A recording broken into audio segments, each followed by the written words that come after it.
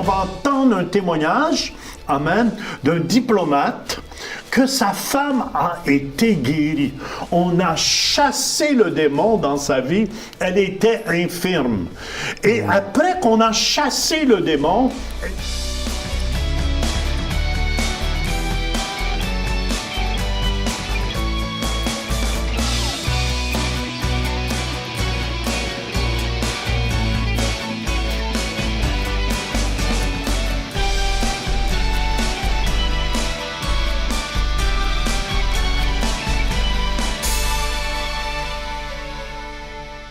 quelle joie de vous avoir aujourd'hui avec nous. Assoyez-vous très confortablement à la maison.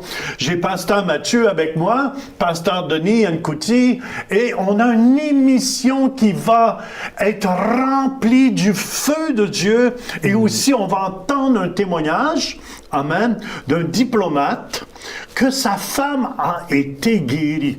On a chassé le démon dans sa vie, elle était infirme. Et après qu'on a chassé le démon, elle a été guérie de son infirmité. On va écouter ce témoignage, un couple formidable qui sont maintenant avec nous au Centre Éveil, qui ont été transformés par le miraculeux de Dieu. Et ça va être excitant. Fait que soyez-vous bien confortablement à la maison. Et là, juste avant qu'on ait écouté ces témoignages, je veux qu'on parle, Pasteur Mathieu, on a commencé avec la transformation de nos pensées, la dernière émission. Et aujourd'hui, on va regarder comment... C'est une lutte, des fois, qui vient dans nos pensées. La plus grande lutte est entre nos deux oreilles. Et on va regarder cette lutte et comprendre certains principes que Dieu nous enseigne de sa parole pour comprendre qu'on est la justice de Dieu. Fait que, Pasteur Mathieu, quel est le verset biblique que tu as pour nous? Le verset clé que j'ai se trouve dans Romains 5, 19. Alors, dans Romains, au chapitre 5, verset 19, qui nous dit ceci. « Car comme par la désobéissance d'un seul homme, beaucoup ont été rendus pécheurs. » Ici, beaucoup, c'est tous. Alors, chaque être humain, on est devenu pécheur, pas à cause que l'on pêche, mais à cause de la désobéissance d'un seul qui était Adam. Alors, de même, par l'obéissance d'un seul, beaucoup ou tous, ici le mot en grec, c'est tous seront rendus justes. Alors, nous sommes justifiés par l'œuvre de Jésus-Christ à la croix. Il était l'agneau parfait, sans tache, irréprochable, et qu'on a présenté à Dieu le Père, qui était la restauration vraiment d'une relation qui était perdue avec le Père. Mais combien d'entre nous, parfois, on est pris sur... J'aime utiliser l'exemple, on n'est pas pécheur à cause que l'on pêche, parce que naturellement, tu n'enseignes pas un enfant à mentir ou tu n'enseignes pas un enfant à se battre avec son frère ou avec sa sœur. Il va le faire naturellement. On doit enseigner l'enfant... À cause de cette nature, le pécheur dans l'enfant. Puis cette nature, dans le fond, nous culpabilise sur une base journalière. À chaque jour, c'est comme si l'ennemi dit « Ah, t'es pas un assez bon parent. T'es pas assez bon pour ci. T'es pas assez bon pour ça. » Et puis on a dit dans l'émission précédente comment est-ce qu'une pensée peut nous lier, peut nous garder liés. Alors si vous, dans votre vie, vous avez une pensée qui vous garde liés, mais sachez aujourd'hui que c'est pas à cause que vous avez fait quelque chose de mal. On est dans un pécheur. La première chose, lorsqu'on est dans ce monde, malheureusement, c'est pour ça qu'au ciel, on dit qu'Adam, on a mis sa mention dans les lieux célestes, entouré d'anges gardiens, pour pas qu'on ait l'attaquer, parce que non, c'est à cause qu'on a perdu notre héritage, notre droit, à cause de la désobéissance d'un seul. Tous ont péché. Mais qu'est-ce qui est très important aussi de comprendre, à cause de la désobéissance, mais à cause de l'obéissance d'un seul, qui est Jésus. C'est pour ça, sans Jésus, vous êtes un pécheur à vie. C'est ça. Vous êtes né dans le péché, vous allez continuer dans cette ligne du péché. Mais quand on accepte Jésus dans son cœur, comme Seigneur et Sauveur, c'est là qu'on est transformé. Écoutez bien, on ne devient plus pécheur. Je ne m'appelle plus Jean Pécheur Turpin. Mais le jour que j'accepte Jésus dans mon cœur, je m'appelle Jean Justice Turpin. Peux-tu nous expliquer pourquoi? Oui, parce que qu'est-ce qui arrive s'il n'est pas basé sur ce que l'on a fait? C'est basé sur ce que Christ a fait pour nous. Il était l'agneau irréprochable, c'est-à-dire qu'il n'avait pas péché. Lui n'a pas manqué, mais il était tenté comme nous. Lorsqu'il était apporté dans le désert, il fut tenté, ça nous dit, par Satan. Satan est venu le tenter, mais vu qu'il a résisté, vu qu'il a dit non, il dit, tu ne vas pas tenter l'Éternel, ton Dieu, tout ça. Il a résisté à la tentation afin que nous, aujourd'hui, on puisse garder nos regards sur Jésus, qui est l'auteur de notre foi. Si on regarde nos regards sur lui, il est devenu notre justice. C'est-à-dire, c'est pas à cause de ce que l'on fait. Il y a beaucoup de religions aujourd'hui, c'est par leurs propres moyens. Ce que je dois faire pour être juste, qu'est-ce que je dois faire pour être bon, qu'est-ce que je dois faire pour être ci ou être ça. Mais puis dans l'Ancien Testament, quelque chose de particulier, c'est qu'on apportait l'agneau. Un agneau, on apportait au grand sacrificateur afin que le grand sacrificateur observe l'agneau et voit s'il soit sans défaut, sans tache, qu'il soit irréprochable. Et seulement à ce moment, l'agneau était pris et sacrifié pour l'homme qui avait péché. Dans le fond, c'est le grand sacrificateur qui représente Dieu aujourd'hui, regarde si le sacrifice est assez excellent afin qu'on soit pardonné.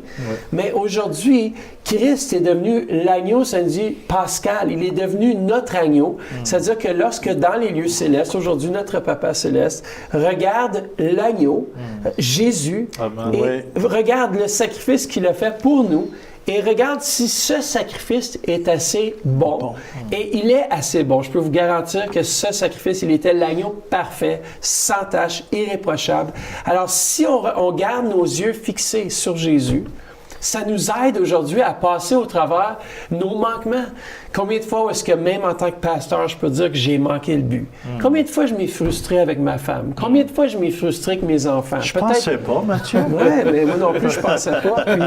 Qu'est-ce qui est pire, c'est que les dimanches, tu sais, on est là pour aller prêcher la bonne nouvelle, puis on est supposé être des pasteurs, on est supposé d'être gens les meilleurs dans la société. On devrait être ceux qui apportent la bonne nouvelle. Puis on n'a jamais rien de mal avec les pasteurs. Mais c'est drôle, c'est dans l'auto avant d'arriver au service. Souvent, les chicanes avec les enfants, avec la femme, et tout ça, ça se passe tout juste avant, comme ça. Qu'est-ce qui arrive? C'est qu'on se sent coupable.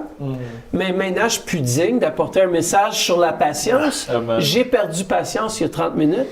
Mais si je regarde à ça, mon message va être faible. Pourquoi? Parce que je m'appuie sur ma toi. force. Dans le fond, il faut s'appuyer sur le sacrifice qui est Jésus. Dans le fond, on manque le but. Qu'est-ce que tu as? C'est vraiment excellent ce qu'il a apporté, parce que c'est son message que quand j'avais 14 ans, j'ai reçu le Seigneur dans ma vie. Et un ami m'a demandé, mais comment à 14 ans tu es un pécheur?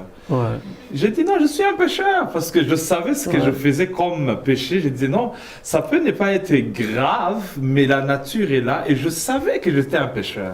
Et l'évangéliste qui nous a menés au Seigneur, il a dit, vous tous ceux qui ont commis le péché, vous êtes des pécheurs, nous sommes condamnés. Petit ou gros. Oui, et je sentais vraiment la lourdeur du péché, mais vraiment ce message que Pasteur Mathieu apporte, c'est savoir c'est Christ, c'est pas moi, c'est Christ qui a payé le prix, et de lui j'ai reçu la justice. Je suis justifié, je suis glorifié dans le Seigneur. En tout cas, ça m'a donné la paix dans le cœur de savoir qu'il a payé le prix. J'ai pas besoin d'être à la croix, il a déjà payé le prix à la croix. Souvent, les gens veulent se mettre à la croix encore pour devenir un sacrifice, tandis que c'est faux. C'est faux. La religion est l'effort des hommes pour se rendre à Dieu. Mais la vraie chrétienté, dans le fond, c'est Dieu qui vient jusqu'à l'homme, et nous, tout ce qu'on a à faire, c'est de l'accepter.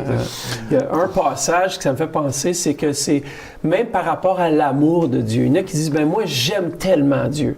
Mais en réalité, si lui ne nous avait pas aimés en premier, on ne pourrait même pas l'aimer en retour. Et regardez ce que ça nous dit dans 1 Jean au chapitre 4, verset 10. Et cet amour, on va commencer au verset 9 parce que ça parle vraiment. Voici comment l'amour de Dieu s'est manifesté envers nous. Ça, c'est envers moi, envers Pasteur Denis, envers vous aussi à la maison. Cet amour s'est manifesté de la façon suivante. Dieu a envoyé son Fils unique dans le monde afin que par lui, nous ayons la vie.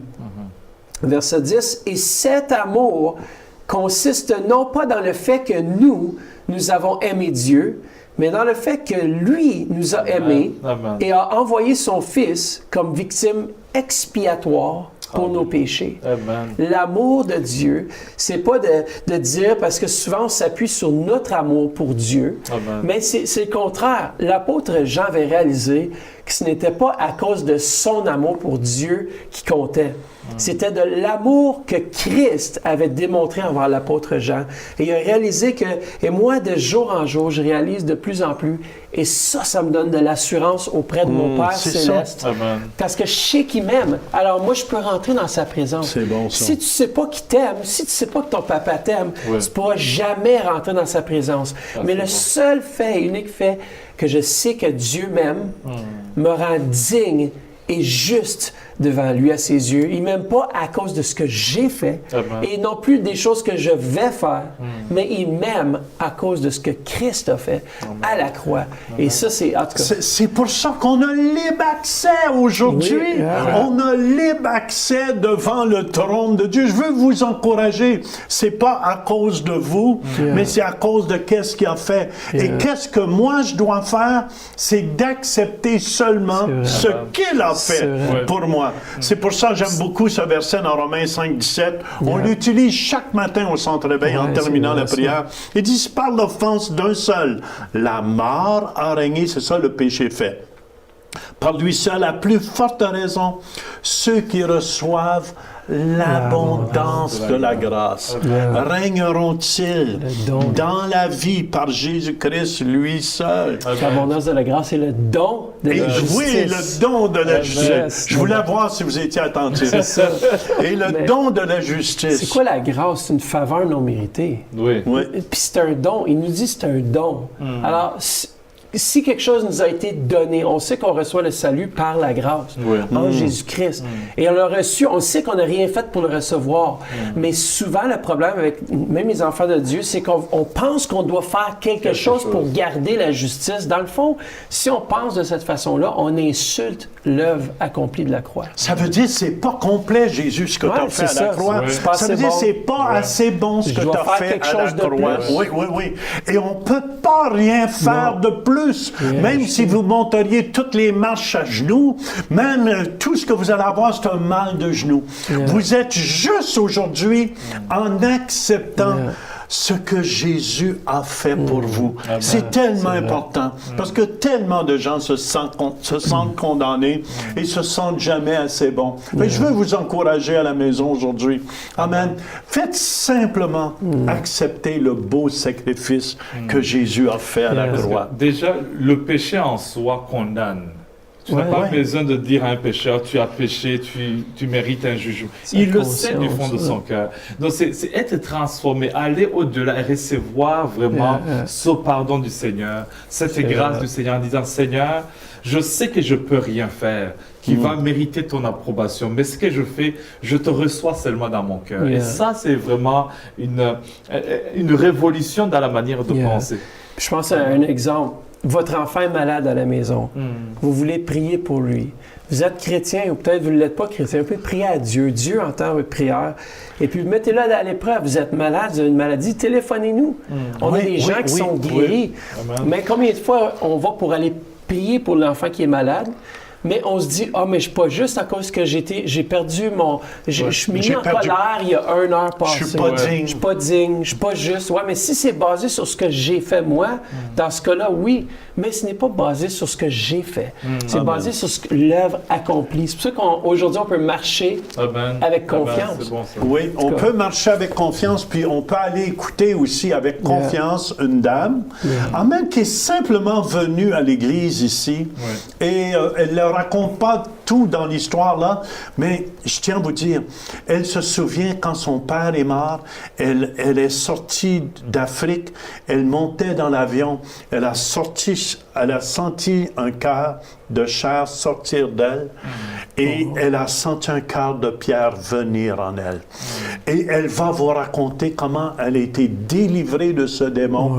Et je veux ensemble qu'on aille au Centre Réveil écouter ce témoignage de Chantal et d'Omer ensemble. Et on vous revient pour prier pour vous. Chantal, j'aimerais que tu nous fasses l'imitation. Comment marchais-tu quand tu es arrivé à l'église? J'étais comme ça. Même pire que ça. Moi, je me souviens, avec la canne. Alléluia. Amen. Je sais pas comment dire, mais je veux vous dire que Dieu m'a pris de loin. Ça faisait des années que j'étais pas bien, mais je le savais pas. Mais depuis janvier 2016, tout s'est arrêté. Je me suis ramassée à l'hôpital. Je pouvais pas parler, je pouvais pas manger, je pouvais pas m'asseoir, je pouvais rien faire. Tout était arrêté. Et puis, j'ai passé un mois, puis on a insisté pour que je rentre à la maison parce que mes filles me réclamaient. Mais j'étais devenue un poids pour la famille. Puis, ça faisait un bout de temps que j'étais nerveuse, que j'étais contre tout le monde. En tout cas, je ne saurais jamais dire merci à Omer, mon mari. Et puis, j'étais une personne qui, chaque samedi, je me disais, oh mon Dieu, où est-ce que j'irai prier le dimanche? Parce que je sentais que j'avais besoin d'une maison quelque part où m'asseoir puis me reposer. Puis un bon jour, je suis venue ici, puis j'ai senti que le poids était parti, que je pouvais déposer ma valise. Puis j'ai déposé ma valise, mais j'avais toujours ma petite canne avec moi. J'étais morte en dedans, j'étais morte à l'extérieur.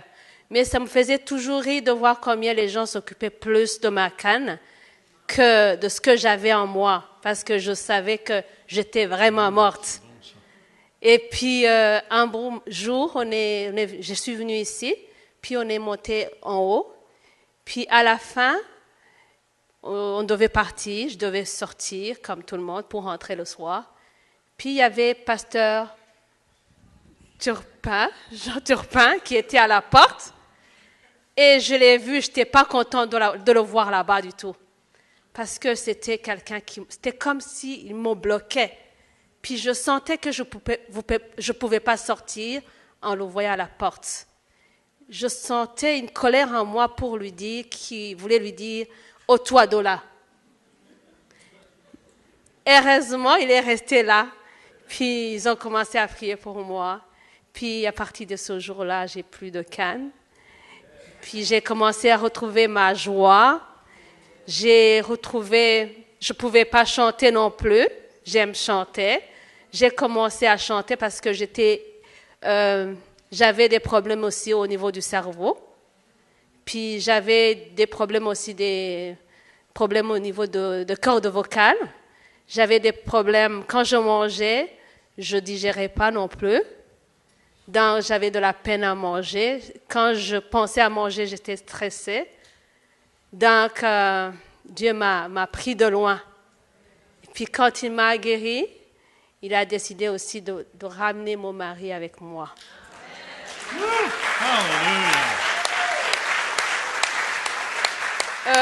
Ça fait 20 ans qu'on est ensemble. Puis à chaque fois, il me disait, à chaque fois que je lui disais, viens avec moi à l'église, peu importe où j'allais, il me disait, tu sais, Chantal, tu peux pas m'enlever de l'église de mes parents. Ça fait des années que je suis là, puis tu vas pas me changer à mon âge. Puis il était toujours à côté à l'église catholique. Des fois, les mercredis, les jeudis, on l'appelait pour lire, comment on appelle, Omer? En tout cas. Mais ça ne l'avait jamais transformé, ça c'est sûr. En tout cas, puis Dieu a choisi de me transformer, de ramener mon mari. C'est incroyable ce qu'il a fait pour moi, ce qu'il continue à faire pour nous. On est une famille heureuse, comblée, puis on a une maison ici. Gloire à Dieu. Amen, amen, amen. C'est bon, je me souviendrai, Diane était là aussi. Quand elle s'est avancée, on a juste mis nos mains sur elle et un démon qui la possédait, qui la rendait infirme. Je m'en souviendrai toujours. Après qu'on a chassé le démon, elle avait comme des nouveaux yeux. Puis en tout cas, si tu peux m'amener un de tes anciens portraits, avec la canne, quand tu marchais avec la canne, tu n'avais pas de sourire, le visage de carême. Et tout, c'est vraiment de toute beauté de la voir aujourd'hui. Je vous dis, come on applaudit le roi des rois. Moi, je vais juste faire un petit témoignage par rapport à ce que Chantal vient de dire. Mais dans ma vie, je dois dire que j'ai vu beaucoup de miracles, mais je vais me limiter juste à 2. Le premier, c'est quand j'étais fonctionnaire à l'ambassade, puis un bon jour, je reçois une lettre. Je ne souhaite à personne d'avoir ce genre de lettre où on te dit « rentre chez toi pour d'autres fonctions ». Je venais juste de passer 6 mois ici. Normalement, on fait 4 ans. Mais moi, pour quelle raison, je ne sais pas. Ils ont décidé de me renvoyer. Puis, j'ai dit non. De toute façon, je ne rentre pas chez moi. Je reste ici. Je suis passé par le processus de l'immigration. Je suis allé aux études. J'ai eu la maîtrise en administration publique. Et puis, dans mon cœur, je me disais, mais je veux être fonctionnaire. Parce que dans ma vie, je n'ai fait que ça. Puis, je rencontrais les gens, les Burundais, et je leur disais, mais comment est-ce qu'on fait pour avoir de l'emploi? Ils disent, mais toi, tu n'as pas de nationalité. Tu ne peux pas avoir de l'emploi à la fonction publique canadienne. Tu n'es pas canadien. Je dis, bon, ok, c'est pas grave. J'ai postulé en ligne. Puis, un bon jour, assis chez moi, je reçois un coup de fil. On me dit, Omer, tu as été sélectionné pour une entrevue. Je suis allé pour l'entrevue. Quand je suis rentré, j'ai dit à Chantal, j'ai passé l'entrevue, je ne sais pas. Elle me dit, est-ce que ça s'est bien passé? Je dis, je ne sais pas, on verra. Quelques jours après, un coup de fil, on me dit, Omer, tu as été sélectionné pour le poste. Je suis allé là où je travaille aujourd'hui, puis en signant la lettre, je tremblais. Parce que je disais, mais peut-être qu'ils vont trouver que j'ai pas de nationalité canadienne, ils vont me chasser du travail. Mais j'ai signé la lettre, puis j'ai commencé le travail. 3 mois après, c'était la promotion. En situation normale, cette promotion que j'ai eue, ça aurait pris comme 6 ans, 7 ans. Moi, ça a pris 3 mois. Ça, c'est vraiment un miracle pour moi qui s'est produit.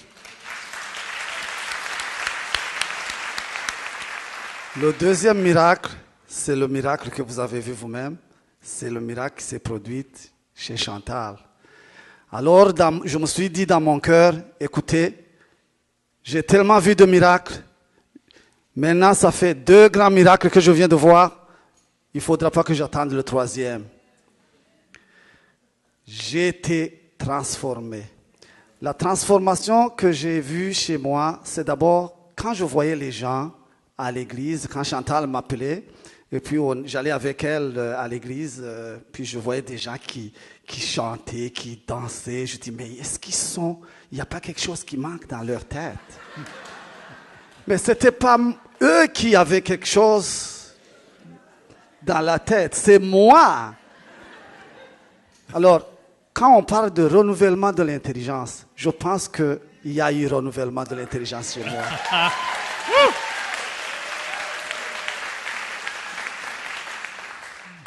Aujourd'hui, je suis ici devant vous. Je dis merci Seigneur, je t'ai donné ma vie. Un autre exemple que je peux donner, c'est quand les gens viennent chez nous, on les appelle pour souper ensemble. Puis, on dit, mais qui va prier? Je prie le bon Dieu pour que Chantal me désigne.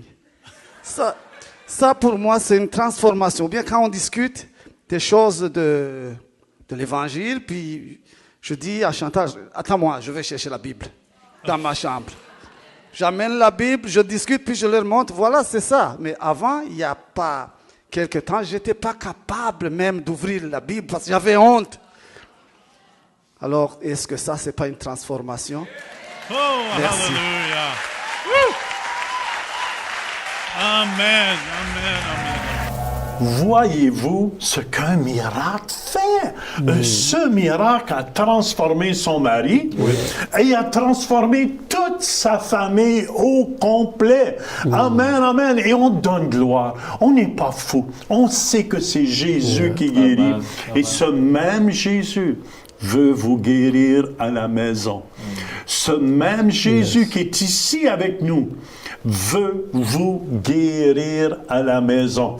Êtes-vous prêts à la maison? Amen. Amen. Faites simplement lever les mains. Faites simplement lever les mains à la maison et on va croire ensemble pour un miracle. Amen. On commande au nom de Jésus de Nazareth. Amen. À toute maladie de quitter les corps au nom de Jésus-Christ. Je commande à toute mal de dos, toute forme d'infirmité, tu lâches au nom de Jésus-Christ. Je commande à tout démon qui peut tenir les gens liés.